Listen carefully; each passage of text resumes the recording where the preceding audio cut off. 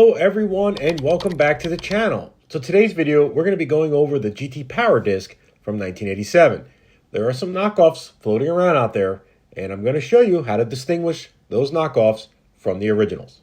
Now, first things first, make sure you get subscribed to the channel so you don't miss any upcoming content, and ring that bell for notifications. Subscribing takes just a fraction of a second, and it helps me out.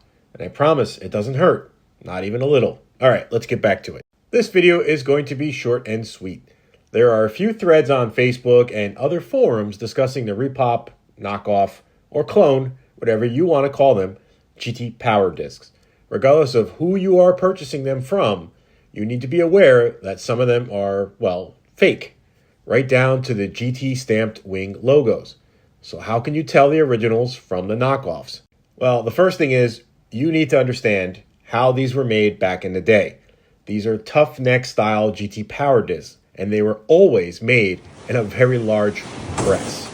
In all carbon steel or aluminum stampings, you will have what they call 1/3 shear and 2/3 break rule.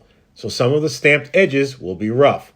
This is called the fracture zone, while the remaining edge of that will be smooth and almost looking polished. That's called the shear. So you will find inside the surface of the windows on the Power Disc.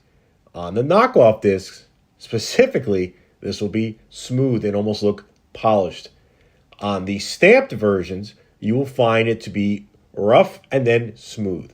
That means that it was stamped. Now, the reason for these windows having smooth edges is because they were CNC machined using modern technology and end mills. It would be far too much investment to create a die and stamp them. Unless you were going to make maybe 100,000 of them, I just can't see how you could amortize that cost. However, a lower volume in a CNC production makes a lot more economical sense.